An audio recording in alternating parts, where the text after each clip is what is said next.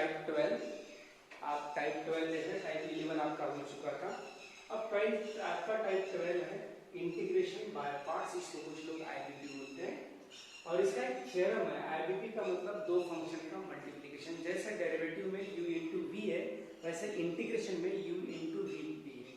तो इंटीग्रेशन में अगर दो फंक्शन का मल्टीप्लाई आता है तो उस मल्टीप्लिकेशन को आप इंटीग्रेशन बाय पार्ट्स बोलते हो। मतलब आप, ये थ्योरम है, बोर्ड्स बहुत सारे बोर्ड्स में ये क्वेश्चन पूछा जाता है ये थ्योरम।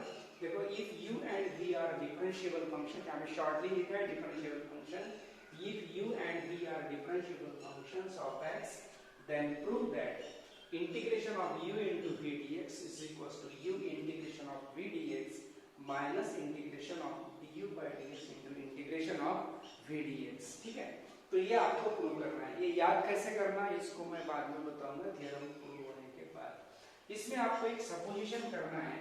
देखो, integration of v is equals to w। इसको आप सबसे पहले क्या करना है, प्रूफ में मैं आपको प्रूफ बता रहा हूँ। तो सबसे पहले आपको सपोजिशन लेना है, let integration of v is equals to w। Suppose v का इंटीग्रेशन w है, इट इंप्लाइज, देखो इसका मतलब क्या होता है, v का इंटीग्रेशन अगर w है तो w का डेरिवेटिव इंटीग्रेशन होना चाहिए, दैट इज v होना चाहिए। अगर v का इंटीग्रल w रहता है तो w का डेरिवेटिव v होता है, because derivative and integrations are anti process, इसलिए w का डेरिवेटिव v हो जाएगा। ये सपोजिशन। अब ये क्या करेंगे, हम इसको इक्वेशन 1 बोलते हैं। ठीक है, ये total term is equal to equation 1 बोलेंगे। ओके, अब क्या करते हैं, देखो इसमें, ठीक है, एक मिनट। उसके बाद derivative of u into W आपको लेना है। Derivative of u into W, देखो थ्योरम में u इंटू वी है, यहाँ पे गलती हो सकती है, यहाँ पे u इंटू वी से स्टार्ट कर दे तो प्रूफ होगा नहीं। तो derivative of u into W, तो डेरिवेटिव का प्रोडक्ट रूल क्या है, it is first derivative of second plus second derivative of first मतलब u, डेरिवेटिव ऑफ सेकेंड मतलब w का derivative, plus now second into derivative of first. ये हो गया derivative of u into w। अब इसको अगर सॉल्व करते जाएंगे तो ये आप ही प्रूव हो जाता है। देखो आप, जैसे इक्वेशन 1 में देखो आप, derivative of w with respect to x is v। देखो यहाँ पे derivative of w with respect to x is v, तो इसको v से रिप्लेस करो, तो ये आ गया आपका u इनटू, ठीक है, प्लस यहाँ पे है w, और जो w है, तो w is integration of v, इस w को इंटीग्रेशन ऑफ v से कन्वर्ट कर दो इनटू du बाय dx। तो ये आपका हो गया conversion derivative of u into w का। ठीक है, अब थोड़ा सा यहाँ पे एंटी प्रोसेस समझने की जरूरत है कि जो लेफ्ट साइड है आपकी, उसका डेरिवेटिव अगर ये राइट साइड है तो इस राइट साइड का टोटल इंटीग्रेशन ये लेफ्ट बनेगा। समझ रहे हैं, मैं रिपीट कर रहा हूँ क्या है, देखो मैं क्या बोल रहा हूँ, लेफ्ट का डेरिवेटिव अगर राइट है तो राइट का इंटीग्रेशन ये लेफ्ट होना चाहिए।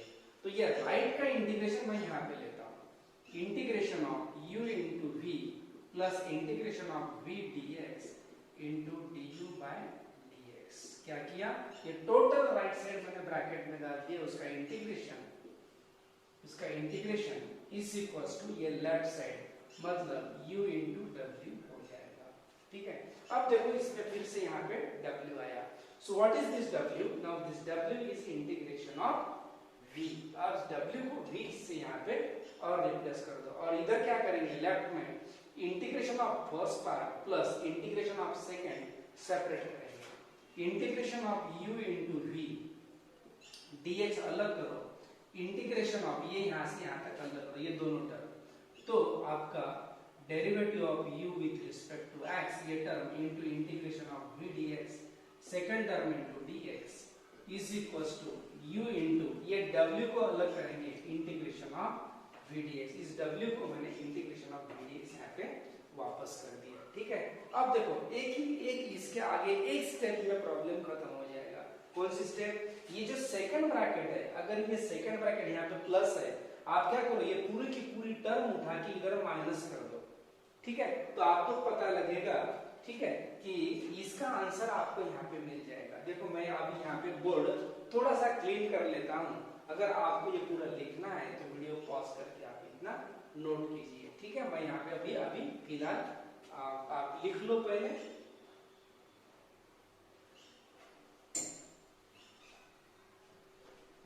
देखो अब क्या करेंगे, मैं क्या बोल रहा था, अगर ये जो सेकंड टर्म है ये उधर ट्रांसफर होती है तो ये पहली टर्म बाकी है यहाँ पे, integration of u into V, ये लिख ली पहली टर्म, और इज इक्वल टू मतलब ये इक्वल टू, अब ये सेकंड उधर लिखता हूँ, u into integration of v dx, मतलब ये टर्म लिखी। अब ये पूरा ग्रुप उधर minus integration of du by dx into integration of v dx मैंने ये सेकंड उधर ट्रांसफर कर दिया। तो आपको दिखेगा कि ये जो आप प्रूफ कर रहे हैं ये हो गया, तो आपका ये प्रूफ कंप्लीट हो गया, आप देख लो, ठीक है? इस टाइप से ये इंटीग्रेशन बाय पार्ट यहाँ पे कंप्लीट होता है। अब इसको याद कैसे करना, तो आप पहले सब पूरा प्रूफ एक बार ठीक से लिख लो।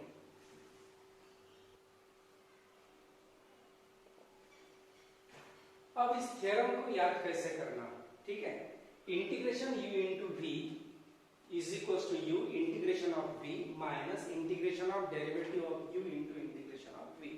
ऐसा आपने किया तो भी चलेगा, जो u v है उसमें याद कर लो, नहीं तो इसको फर्स्ट सेकंड में आप याद करेंगे तो अच्छा रहेगा। मतलब फर्स्ट सेकंड में मतलब कैसा, ये फर्स्ट फंक्शन है और ये दूसरा सेकंड फंक्शन है, ठीक है?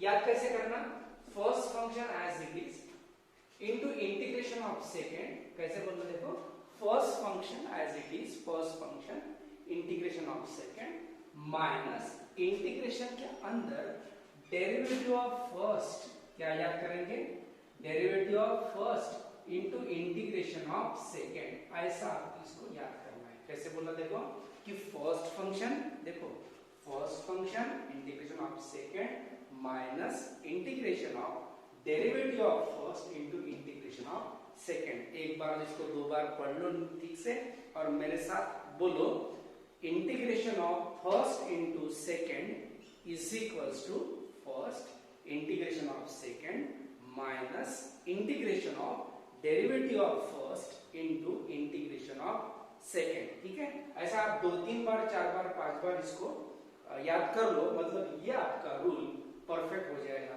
लेकिन फिर भी अगर दो टर्म इंटीग्रेशन के अंदर आ गए मल्टीप्लिकेशन में, तो मल्टीप्लिकेशन में तो मल्टीप्लिकेशन तो कम्यूटेटिव रहता है, इधर उधर मल्टीप्लाई किए तो फर्स्ट सेकंड फर्स्ट कर दिए तो चलता है, लेकिन इंटीग्रेशन में नहीं होता। इंटीग्रेशन में सॉल्व करने के लिए कुछ प्रायोरिटीज है। इस प्रायोरिटी रूल को किसको फर्स्ट कहना है? प्रायोरिटी रूल का मतलब क्या होता है, फर्स्ट किसको कहना, which one is the first and which one is the second, ठीक है? फर्स्ट किसको, second, that priority rule is called LIATE rule. उसको क्या बोलते हैं, लिएट रूल बोलते हैं। What is LIATE rule? LIATE rule is the priority rule. First किसको कहना, इसके लिए दोनों में से किसको फर्स्ट बोलना है, ठीक है? तो ये प्रायोरिटी रूल है। तो प्रायोरिटी रूल को बोलते हैं आप LIATE rule, okay? Now what is LIATE rule? This LIATE rule for L it stands for log functions. L stand for log function. For example, log function means log x, log of 1 plus x square, etc. log की जितने भी term है उसको आप L बोलेंगे। L means log function. This I means inverse trigonometric functions. Inverse trigonometric functions. Inverse trigonometry मतलब कौन कौन आता है इसमें? Sin inverse, cos inverse, etc. चलो sin inverse, cos inverse, tan inverse, cosec inverse, sec inverse and cot inverse. A stand for algebraic functions. Algebraic functions.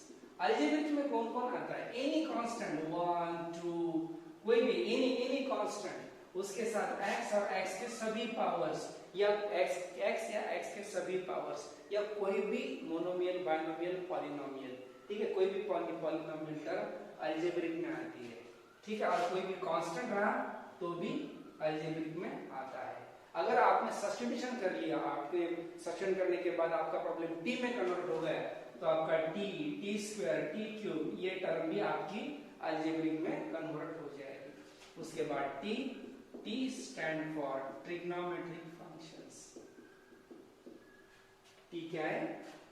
Trigonometric function. Trigonometric function मतलब sin x, cos x या power अलग भी रह सकता and so on, tan cube x, sec square x, ये सभी trigonometric term t में है। ये t stand for trigonometric function and last e stand for exponential functions. It is stand for exponential, इसको एक्सपोनेंशियल फंक्शंस बोलते हैं। e stand for exponential function मतलब e raise to x, a raise to x et cetera. इतने जितने भी power अलग रहता चलता है। तो ये पूरा LIATE मतलब logarithmic function, inverse function, algebraic function, trigonometric and exponential function, इस टाइप से ये पूरा लिएट रूल है। अब इसको प्रायोरिटीली आप फर्स्ट सेकंड में कैसा यूज करते? सबसे पहले तो EL मतलब क्या, कौन कौन से फंक्शन है, I में कौन कौन से फंक्शन है, अलजेब्रिक में क्या क्या है, ट्रिग्नोमेट्रिक में क्या है और एक्सपोनेंशियल में क्या है, ये पहले पूरा आपको याद करना पड़ेगा। उसके बाद ये यूज कैसे करेंगे फर्स्ट सेकंड, ये मैं अभी आपको बताता हूँ, आप इतना पहले नोट कर लो।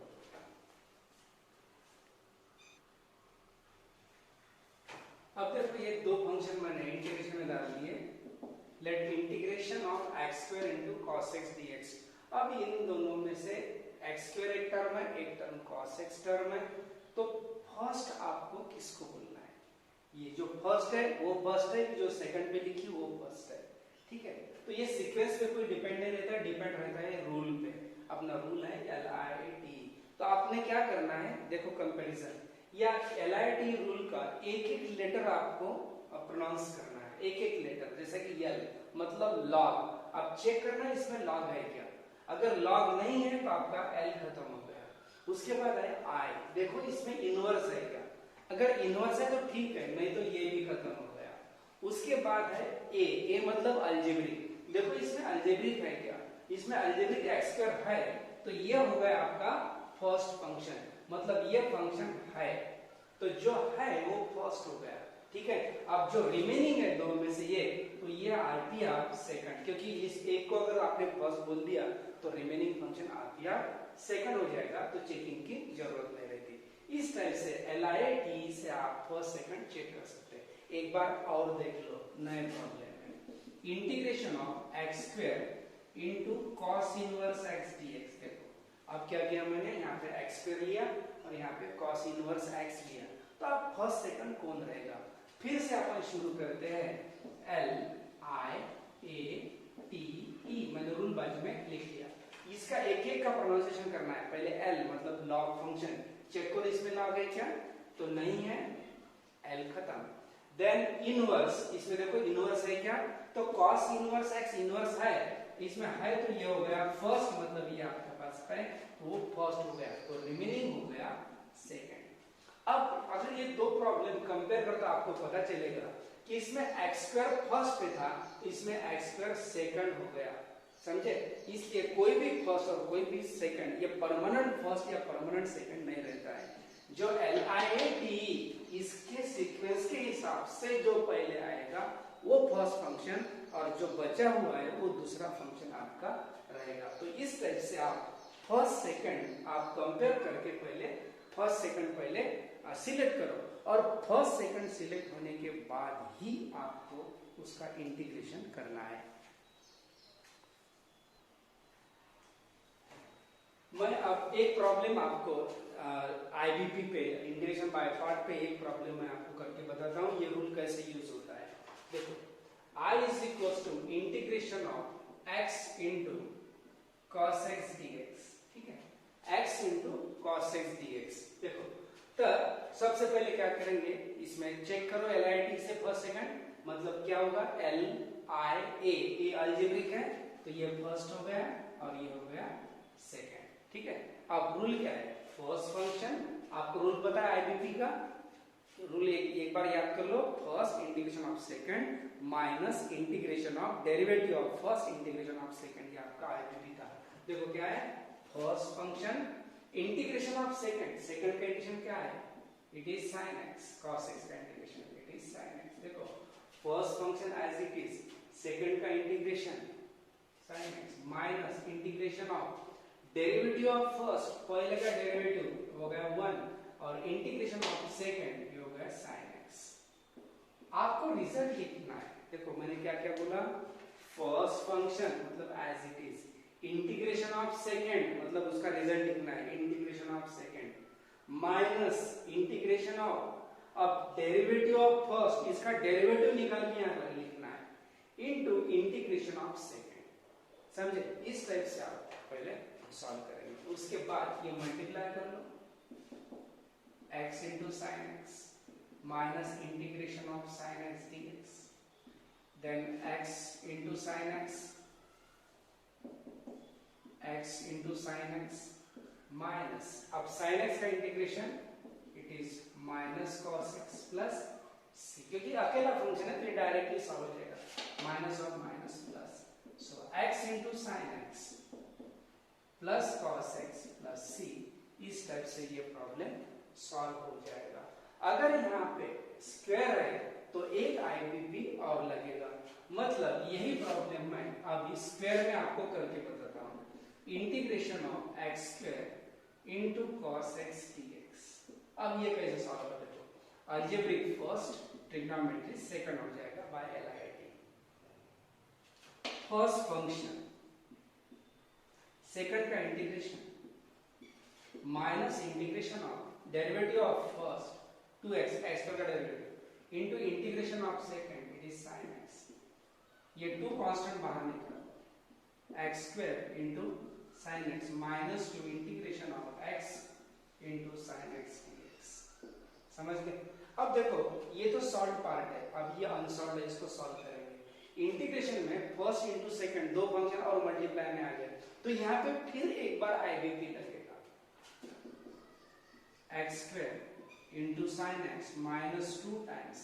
जब आप सेकंड टाइम आईबीपी, मतलब ये पहली बार आईबीपी लगाए, आप सेकंड बार आप आईबीपी लगा रहे, तो आईबीपी ब्रैकेट के अंदर लिखना हमेशा, ये प्रिकॉशन है, ठीक है, क्योंकि बाहर कांस्टेंट या नेगेटिव रह सकता है, तो वो अंदर पूरा मल्टीप्लाई होना चाहिए, इसलिए सेकंड आईबीपी, ये पहला लगा है, दूसरा आईबीपी लगा रहे, सेकंड आईबीपी के वक्त आप आईबीपी ब्रैकेट में लगाएंगे। देखो फर्स्ट फंक्शन सेकंड का इंटीग्रेशन माइनस cos x, ठीक है ना, sin का integral minus cos x minus integration of derivative of first मतलब 1 और इंटीग्रेशन ऑफ सेकंड मतलब minus cos x sin x का इंटीग्रेशन dx हो गया खत्म, ठीक है। First integration of second minus integration के अंदर derivative of first integration of second. अब ये माइनस 2 पूरा अंदर मल्टीप्लाई करो, मतलब ये ब्रैकेट ओपन हो जाएगा, सो x square into sin x minus और ये minus plus 2x into cos x, 2 into x, 2x into cos x minus और ये माइनस और ये minus, minus 2 times integration of cos x dx, integration of cos x dx, ठीक है। अब ये 2 इनटू फर्स्ट और 2 इनटू सेकंड कर दिया। अब और लास्ट में एक बार इंटीग्रल दिख रहा आपको, और इंटीग्रल में एक ही फंक्शन है, यहाँ पे आईबीपी नहीं लगेगा, डायरेक्टली इसको आप आंसर सिलेक्ट कर सकते हो, सॉल्व कर सकते हो। So it is x square into sin x plus 2 times x cos x minus 2 times sin x plus c cos x का इंटीग्रेशन sin x निकाल लिया। तो इस टाइप से ये पूरा प्रॉब्लम अभी सॉल्व हो जाएगा, दिस इज अगर पावर स्क्वायर है तो। यहाँ पे आप क्या करो, प्रैक्टिस के लिए एक बार क्यूब लेके देखो, और क्यूब से फिर से सॉल्व करो, तो आपको एक आईबीपी, दूसरा हो गया आपको तीसरा भी आईबीपी लगाना पड़ेगा एक ही प्रॉब्लम में, ठीक है। तो ऐसे ही है, जैसे x के पावर बढ़ते जाएंगे तो ये प्रॉब्लम की लेंथ भी, सॉल्यूशन की लेंथ बढ़ते जाएगी। तो इस टाइप से आप इसको सॉल्व कर सकते हो।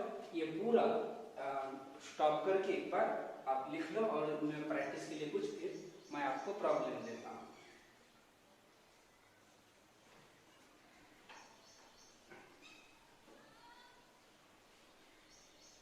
प्रैक्टिस के लिए आप क्या करो, integration of x into sine X ये सॉल्व करके देखो, integration of X square into sine 2x solve करके देखो, integration of X cube into cos 2x solve करके देखो, integration of x e raise to x solve करके देखो, और last integration of x square into E raise to power minus 3x ये problem आप solve करके देखो। ये पूरे प्रॉब्लम आईवीपी के आप सॉल्व करके देखो। तो ये हो गया आपका टाइप 12 कंप्लीट। इसमें आपको ये पूरे ऐसे टाइप के इसको प्रॉब्लम मिलेंगे। अब जो भी आपको कैलकुलेशन में अगर कोई प्रॉब्लम आए तो थोड़ी प्रैक्टिस कर लेना, या मेरे से आपने कांटेक्ट कर लिया तो भी चलेगा। मेरा नंबर याद है आपको 9422857444, ठीक है, 9422857444। अगर आपको कोई भी डिफिकल्टी है तो आप इस नंबर से मुझसे कांटेक्ट करके आप पूछ सकते हो। Okay, thank you. अच्छे से पढ़ाई करो और अच्छे मार्क्स लाओ।